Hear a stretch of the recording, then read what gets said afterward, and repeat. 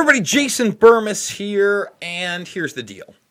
I saw a new video of the Atlas robot behind me yesterday during Twitter, and don't get me wrong, a lot of this has been startling in nature when you look at the massive advancements in this technology and the fact that, just like Elon Musk says, these aren't going to be like us. These are not human beings. Same thing with Geordie Rose, right? But the physical capabilities of robotics in the future is something that we should all be concerned with. We should all be looking at. And the truth is, the majority of us have no idea how far this stuff is gone. And for that, I'm going to point you in a direction where you can just watch how much of the technology that I talk about that seems like science fiction is 100% not only admitted, but endorsed, okay? So, as I said, before I show you the video here, I said I was going to cover it after I saw it. I couldn't help myself. I want to just kind of like jump through and kind of backwards so you can see some of these still shots. It's not going to give it anywhere near the justice of the actual video, but these still shots, I mean, it's incredible to me because this is the real deal. And I don't know, a couple months ago, I want to point out a lot of people were tweeting out that fake video of these guys assaulting an Atlas style robot again and again and again, abusing it, kind of making you feel bad for the robot. And although it was parody and most people didn't realize it was parody, I did a video on how important that was because of the reality of what these things are. So you can go over and check bostondynamics.com out right now. This is a subdivision of DARPA, and it's extremely important that you be aware of what DARPA publicly puts out into the mix. Because on top of all this push for transhumanism and human brain interfaces, we're going to get into that aspect of DARPA like we probably never have in the regards of you're going to hear it from their own mouths. I was looking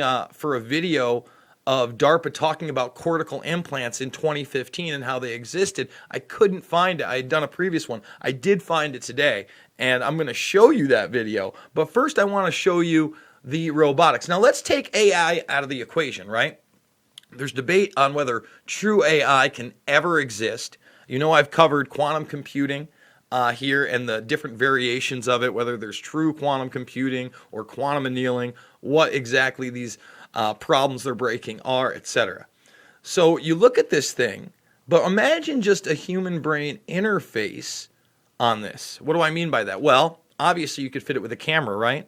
And if the motion was outside of traditional physical or keyboard or programmable activity, but in actuality, just something somebody wore and basically used that as an avatar, this could be dangerous. I don't know. You tell me. Take a look.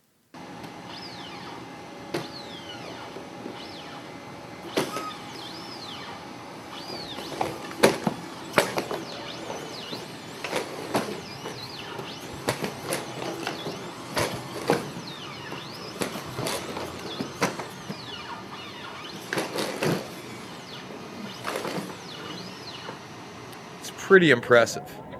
Yeah, take a look at this in the slow-mo. And that's a robot right there. It's no longer, remember, this thing started wired to things, very clunky. You can watch a lot of progression videos here. But what I want to point out is that DARPA actually has a YouTube page. Now, look at the views on this. 387. This is a week ago. 41 views. That's how many people are paying attention to this very, very important subject matter, right? Take a better look. 269. I'll admit, I need to catch up on a lot of this stuff. But as you go through, if you want to see the evolution of things like the big dog, this thing, they were posting back in, I think, pre-2010, right? There's a lot of incredible open information here. 561 views. You know, a lot of these things don't even break 10,000 views, right? So people don't understand what DARPA is really doing. And I thought that this presentation from 2015 was actually really important because, I mean, you should watch the whole thing, right? It starts getting into driverless cars and, you know, basically that 5G push even back then. But the thing about beyond prosthetics is they're talking about human cortical implants in this one, guys. So he likens it to the cell phone industry. We're going to play some big pieces of this. Our tiny little pupil through which we have to pipe all of these things.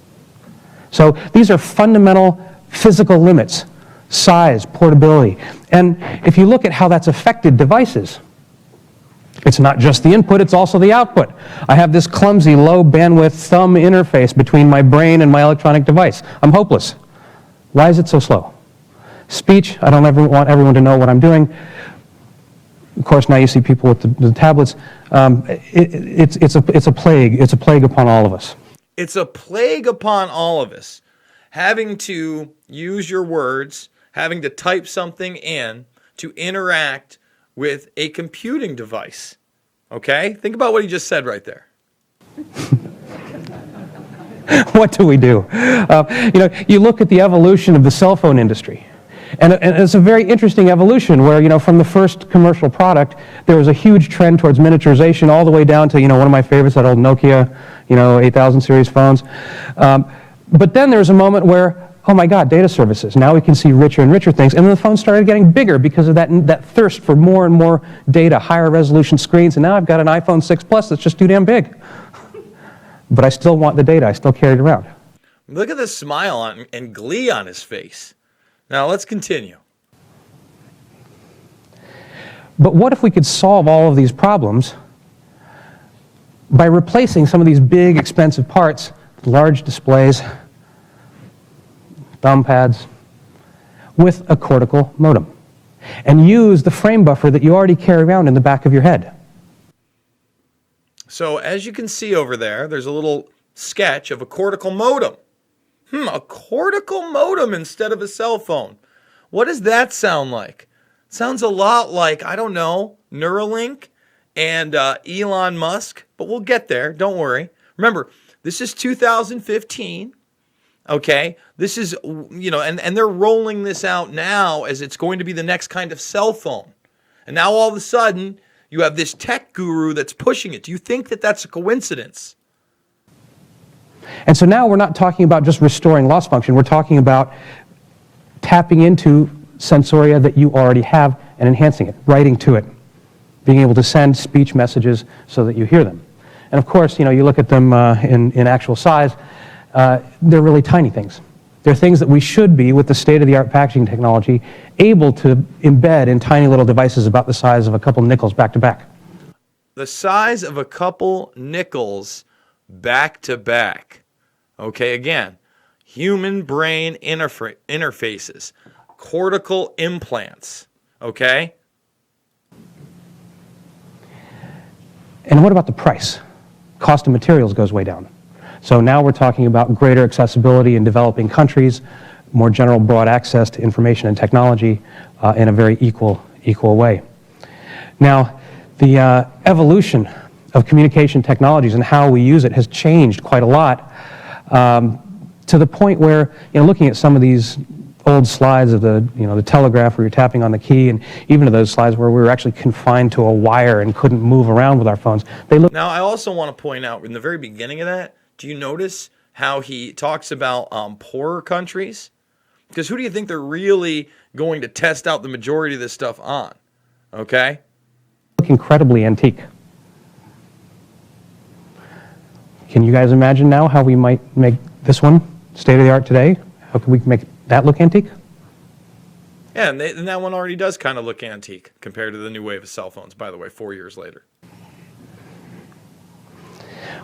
Now, beyond talking and hearing, as you would with an advanced phone that you don't actually have to pull out of your pocket to hear anymore, we could also do things like relay imagery. And, I often struggle to contrast the long-term DARPA mission with a short-term reality of what is the next realistic step.